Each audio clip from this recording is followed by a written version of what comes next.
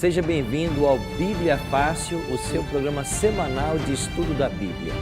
Chegamos ao 15º tema da nossa série e o tema que hoje vamos estudar, a volta de Jesus. Nós estávamos falando sobre o valor que Deus dá à família e os anjos viriam para reunir as famílias. Agora tem uma outra pergunta que nós queremos responder. As pessoas que morrem e elas estão salvas, o que é que vai acontecer com elas na volta de Jesus? Vamos então ver o que Paulo nos ensina. Não queremos, porém, irmãos, que sejais ignorantes com respeito aos que dormem. Lembra que nós dissemos para vocês de que a morte na Bíblia é um sono? Olha o que Paulo está dizendo. Não sejam ignorantes com respeito a quem dorme, a quem está morto, para não vos entristecerdes como os demais que não têm esperança. Pois se cremos que Jesus morreu e ressuscitou, assim também Deus, mediante Jesus, trará em sua companhia os que dormem. Jesus vai trazer de volta aqueles que dormem. Porquanto o Senhor mesmo, dada a sua palavra de ordem, ouvida a voz do arcanjo e ressoada a trombeta de Deus, descerá dos céus, e os mortos em Cristo farão o quê? Ressuscitarão primeiro. Por que é que Paulo está dizendo que eles vão ressuscitar primeiro? Porque na Bíblia nós temos duas ressurreições. Jesus falou delas em João 5, 28 e 29. É a ressurreição da vida e a ressurreição do juízo. A ressurreição da vida é a dos salvos no momento da volta de Jesus. A ressurreição dos ímpios é 1000 anos depois da volta de Jesus. Então, por que é importante conhecer esse assunto? Porque este verso descarta a ideia de que quando alguém morre, ele já vai para o céu.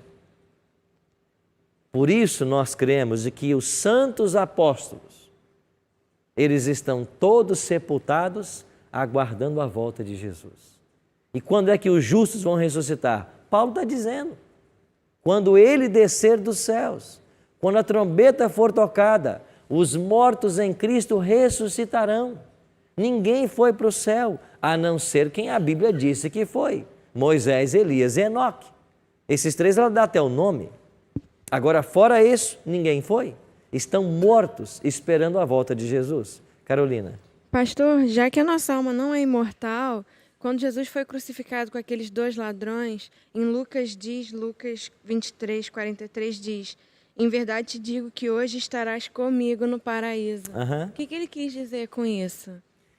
Dependendo de onde você põe a vírgula, você tem 2 sentidos no texto. Um deles pode ser assim, em verdade te digo, vírgula, hoje você estará comigo no paraíso. Se você põe a vírgula aí, isso quer dizer que naquele dia o ladrão foi para o céu com Jesus e foi para o paraíso. Alguns acham que é isso, para defender a ideia de que na morte a pessoa já vai para os céus. Agora, se eu mudar a vírgula de local, a frase fica assim, em verdade te digo hoje, vírgula. Eu vou te dizer uma verdade agora, você vai estar comigo no paraíso. No grego não há vírgula. Então, como saberemos qual é a interpretação? Aí nós temos que usar um princípio de interpretação que nós chamamos analogia da fé. O que é analogia da fé? É permitir que outros textos da Bíblia respondam ao texto que está duvidoso. O ladrão foi naquela sexta-feira para o céu com Jesus? Foi para o paraíso? Claro que não. E como nós podemos provar que não foi? Porque quando Cristo ressuscitou no domingo, havia uma mulher esperando por ele. Quem era essa mulher? Maria Madalena. E o que diz o Evangelho?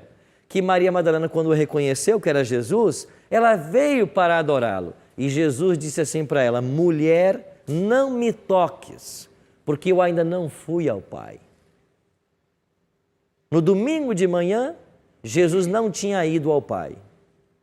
Então, se ele disse para o ladrão que o ladrão estaria naquele dia no paraíso com ele, Jesus mentiu para o ladrão. Agora, se Jesus disse assim: eu vou te dizer uma verdade agora, você vai estar comigo no paraíso. Essa é a interpretação correta. Porque nem Jesus foi para o paraíso na sexta-feira. Nem domingo ele tinha ido. E depois de se encontrar com a mulher, é que ele foi. E quando ele volta, ele diz assim: Tomé, põe aqui o teu dedo. Agora podiam tocar nele. Por quê? Porque ele já tinha ido ao Pai. E por que é que ninguém podia tocá-lo antes de ir ao Pai? Porque ele não sabia se o Pai aceitaria o seu sacrifício. E se você ler o Salmo 22, melhor, o Salmo 24, que é o Salmo da entronização de Cristo, você vai perceber que no Salmo 24 está descrito ali o momento em que Jesus chega no céu. E lá o salmista diz assim: levantai-vos, ó portais eternos, para que entre o Rei da Glória. Quem é o Rei da Glória? Perguntava um séquito de anjos. E os outros respondiam: é o Senhor forte na batalha, Ele é o Rei da Glória. Então o Salmo 24 é o Salmo da entronização de Cristo, da chegada dele no céu. É por isso que o ladrão não foi naquele mesmo dia para o céu. Tem algumas religiões, algumas filosofias que falam de reencarnação. Uhum. O que diz a Bíblia sobre isso? Essa coisa de reencarnação existe, não existe? Como é que é isso? A Bíblia diz isso aqui: a pessoa quando morre, ela está dormindo e ela vai ressuscitar em 2 momentos. Ou na volta de Jesus estiver salva, ou 1000 anos depois. Onde está a reencarnação? Em lugar nenhum. Na Bíblia, em lugar nenhum. Não existe isso. Então, se quem morreu está dormindo o sono da morte e vai ressuscitar, ou na volta de Jesus se salvo, ou 1000 anos depois se perdido, então a Bíblia descarta completamente a ideia de reencarnação. Caroline? A pergunta do Cacai me interessa um pouco. Eu sei que Allan Kardec usou a Bíblia como base para o livro dele. E ele tem algum versículo que ele pode ter usado para compreender dessa forma, que a gente reencarna, desencarna, perambula por aí? Não que eu saiba. Porque eu não encontro na Bíblia nenhum texto dizendo que algum ser humano se reencarnou, nasceu numa outra vida, numa outra pessoa, e que essa reencarnação é um tipo de purificação, e ele vai se purificando de grau em grau. Eu não encontro isso na palavra de Deus. Pastor, eu não quero polemizar a respeito do espírito, mas já li matérias científicas, inclusive com respeito à Guerra Fria, que existia antigamente entre Estados Unidos e Rússia, que cientificamente eles conseguiam extrair que o espírito da pessoa viva saía do corpo e circulava, né, pela própria cidade, própria casa, ou de um local para o outro, né? O espírito, o corpo está lá, adormecido, inerte. E ele saía do espírito para fazer espionagem. E isso aí que foi usado com muita frequência na época da Guerra Fria. Inclusive tem livros a respeito de pessoas que foram bruxos, depois converteram ao Evangelho, né? E que escreveram esses livros. Até o nome de um livro que eu li, daquela mulher, qual é o nome dela? Rebeca Brown. Rebeca Brown. Eu li aquele livro lá também, que ela fala a esse respeito. Qual o entendimento do senhor, pastor, a respeito disso aí? Na Bíblia realmente não tem. Não tem. É impossível na Bíblia você ter uma desconexão entre mente, corpo e espírito. Nós somos um ser holístico e quando qualquer um desses elementos se desfaz, a vida deixa de existir. É impossível. Agora, o que acontece se uma pessoa diz que foi em espírito a tal local e revela de fato os acontecimentos, fatos, pesquisas e traz a informação correta? Isso pode acontecer? Pode. Foi a pessoa quem foi? Não. Nenhum ser humano consegue fazer isso, porque isso não é permitido por Deus. Isso é impossível. Agora, que o diabo pode usar os seus demônios para ajudar uma pessoa assim? Claro. Então, eu não duvido disso. E isso acontece. Então, se uma pessoa consegue ir, diz ele em espírito, ele está aqui, mas ele sabe tudo o que aconteceu num outro ambiente, e só Deus é onipresente. Nem o diabo é onipresente. Só Deus é. Se o diabo estiver em qualquer país do mundo, ele não pode estar em outro. Se ele está numa cidade, ele não pode estar em outra, que o diabo não é onipresente. Agora, os demônios, como são muitos, eles podem trazer de qualquer parte do mundo a informação que a pessoa quer. Então, quem se coloca em comunhão, em relacionamento com os demônios, adquire esse tipo de habilidade, o que é totalmente reprovado na Bíblia. E, sinceramente, eu fico satisfeito com a explicação. Obrigado, doutor. Que bom. Isso é um alerta para muitos, porque tem muita gente achando que está conversando com um parente que morreu, quando não é parente coisa nenhuma, porque quem morreu está dormindo. Tem muita gente que acha que está se conectando com os mortos, quando não é o morto. O morto está morto. O que pode ter ali é um demônio, que pode personificar até a pessoa que morreu. Até aparecer como se fosse a pessoa, personificada. Imita até a voz. Os demônios estão aí. Esse mundo vive dentro de um grande conflito. E nós temos que estar atentos a isso. Bom, vamos concluir o nosso tema sobre a volta de Jesus com mais algumas perguntas. O que vai acontecer com quem estiver vivo, mais justo? Ele está salvo. O que vai acontecer? Paulo diz assim: eis que vos digo um mistério, nem todos o quê? Dormiremos. O que quer dizer isso? Nem todos morreremos, mas transformados seremos todos, num momento, num abrir e fechar de olhos, ao ressoar da última trombeta. Lembra da sétima trombeta? A trombeta soará, os mortos ressuscitarão, incorruptíveis, e nós, os vivos, é claro, seremos o quê? Transformados. Então vamos supor que todos nós estamos salvos. Jesus apareceu no céu, o nosso corpo vai ser transformado.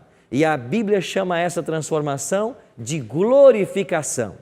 O que quer dizer? Desaparecerão do nosso corpo todos os efeitos do pecado. Todos. Então vão desaparecer as doenças, as rugas, os sinais de velhice, as deficiências, tudo vai desaparecer. Nós vamos conservar a mesma fisionomia, mas nós teremos o eterno vigor da juventude. Nós seremos reconhecidos. Seremos as mesmas pessoas, só que agora sem qualquer vestígio do pecado, porque nós fomos glorificados. Vamos a uma outra pergunta. O que vai acontecer com os ímpios que estiverem mortos? A pessoa morreu, mas não está salva. O que vai acontecer? Apocalipse 20, verso 5. Os restantes dos mortos não reviveram, até que se completassem quanto tempo? Os 1000 anos. Mas depois que se completar os 1000 anos, eles ressuscitarão. Então Jesus falou de 2 ressurreições. A segunda ressurreição é a dos perdidos. Quando? 1000 anos depois da volta de Jesus. E nós veremos esse tema em poucas semanas a respeito do milênio. Uma outra pergunta. O que vai acontecer com os ímpios que estão vivos? Eles estão vivos. O que vai acontecer? Então, segundo Tessalonicenses 2,8, então será de fato revelado o iníquo, o ímpio, a quem o Senhor Jesus matará com o sopro da sua boca e o destruirá pela manifestação da sua vinda. Lembra da espada que saía da boca, afiada na volta dele, com o sopro da sua boca e com a manifestação, com a glória da sua vinda, os ímpios que estão vivos, eles morrem. Todos os ímpios que estiverem vivos, morrem. Por quanto tempo? Por 1000 anos. E aí 1000 anos depois, eles também ressuscitarão. Para quê? Nós vamos ver num estudo futuro. O que mais diz a Bíblia sobre a volta de Jesus? Em que data ele vai voltar? Mas a respeito daquele dia e hora, ninguém o quê? Sabe. Nem os anjos do céu, nem o Filho, somente quem sabe? O Pai. Então qualquer ser humano, quando tentar pretender informar a data da volta de Jesus, ele já se classifica automaticamente como um falso profeta. Ah, eu sei quando Jesus vai voltar, então para mim você já é um falso profeta. Porque se Deus só sabe, você diz que sabe, você está mentindo. Só Deus sabe. Ninguém sabe o dia da volta dele. Quais as condições que nós teremos de vida após a volta de Jesus? E aqui eu termino com esse texto.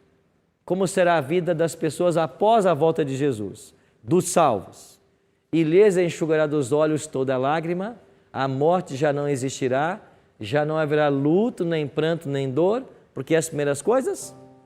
O que são as primeiras coisas? Esse mundo aqui, essa vida nossa, essa vida de sofrimento, essa vida de luta, isso passou. Então, amigos, a volta de Jesus virá para trazer felicidade, eterna felicidade para as pessoas. Agora, quem não se preparar, vai ser destruído. Mas quem se preparar, vai receber das mãos dele a coroa de vida eterna. Aí eu pergunto, vale a pena você trocar tudo que Deus promete em sua palavra, a vida eterna no céu, por uns anos de prazer nesse mundo?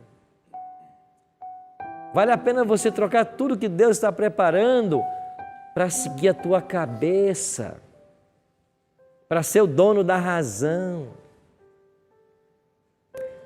Outro dia eu conversava com um pastor de uma outra denominação. E eu mostrava para ele alguns textos da Bíblia, falando a respeito da santidade da lei de Deus, do sábado, de outros temas. E quando acabaram os argumentos dele, ele simplesmente disse, mas eu vou continuar pensando como eu sempre pensei. Então não importa o que Deus disse na palavra. Não importa o que Deus disse na palavra, eu vou continuar crendo que a alma é imortal, que existe reencarnação, que os mortos quando morrem já vão para o céu, que Deus predestinou uns para a salvação, outros para a perdição. Não importa o que diz a palavra, eu vou continuar pensando assim. Vale a pena? Vale a pena você perder tudo que o céu está preparando por causa dos seus conceitos? Que não estão nem fundamentados na Bíblia? Ah, mas eu aprendi assim a vida inteira. Ué, alguém pode estar errado a vida inteira. Ah, assim me ensinou minha mãe. Eu aprendi assim e vou morrer assim. Então, se aprendeu a coisa errada, vai morrer na coisa errada? É por isso que Isaías 1,18 diz assim, vinde. Deus fala, vinde. Vamos conversar? Vamos arrazoar? Eu quero o bem de vocês. E a volta de Cristo será o maior acontecimento da história desse mundo. E alguém escreveu uma frase que marcou. Já ouvimos os passos de um Deus que se aproxima. Já ouvimos os passos. Ele está aí, Ele está voltando. E eu e você precisamos tomar as decisões e fazer o preparo necessário para recebê-lo. Enquanto ouvimos essa canção, eu queria que você pensasse. Vale a pena você enrijecer no seu conhecimento, naquilo que você acha ser certo, e não abrir-se à influência do Espírito e da Palavra e perder a vida eterna? Pense nisso.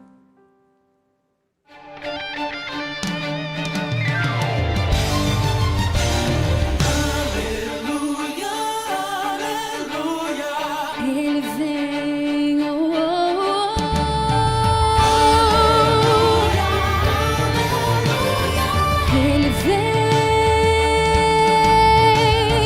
Vem sobre as nuvens, todo olho verá. Vem glória e poder para nos resgatar. O Cordeiro de Deus cumprirá a promessa, Ele virá. Ele vem com poder poderoso. Ele vem e dirá finalmente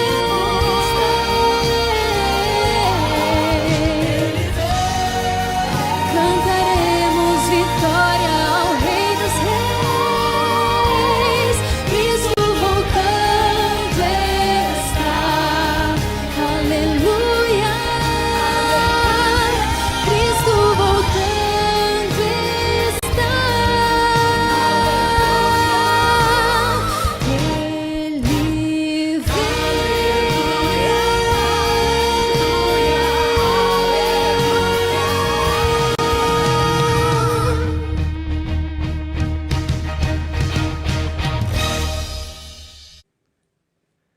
Ele vem em glória e majestade. Quer você queira, quer não, Ele vem. Então eu desafio você a abraçar essa verdade, entregar sua vida a Cristo e se preparar para a volta dEle. E como ouvimos agora nessa música, Ele vem. Quer você queira, quer não, Ele vem. E como eu anseio por esse dia. Sabe por quê? Porque quando Ele chegar, todos os problemas terão fim. Quando Ele chegar, as lágrimas serão enxugadas.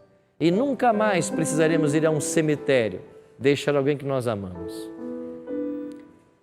Quando Ele chegar, nunca mais receberemos um telefonema dizendo: alguém que você ama está no leito de uma cama com a doença terminal. Quando Ele chegar, nunca mais estaremos preocupados com a segurança nossa e de nossos filhos. Quando Ele chegar, os problemas todos acabarão. Como eu almejo que Ele chegue. Como nós devemos almejar que Ele venha. Que Ele venha em nossa geração. Que Ele venha logo. Porque todos os problemas terão fim. Se você deseja hoje tomar a decisão no seu coração de se preparar para a volta de Cristo, eu quero orar por você. Mas tem que ser uma decisão sincera. Eu quero, Senhor, me preparar para a Tua volta. Você vai ter forças? Tem hora vai faltar. Vai ter hora que vai faltar. Mas a força não é humana. A força é divina. É Ele que opera em nós o querer e o efetuar segundo sua boa vontade. É Ele quem opera. Eu queria orar por você, para que essa esperança da volta de Jesus fosse plantada em nosso coração e que nós nos preparássemos com toda a força para esse glorioso dia. Ore comigo. Pai Santo, nós almejamos o dia da Tua volta, porque nós queremos um mundo sem pecado, sem morte, sem dor e sem lágrimas. Por isso nos ajuda. Em nossas fraquezas nos ajuda. Em nossas lutas nos ajuda. E planta em nosso coração o desejo pelo céu. E nos ajude nesse preparo. É a nossa oração. Em nome de Cristo. Amém.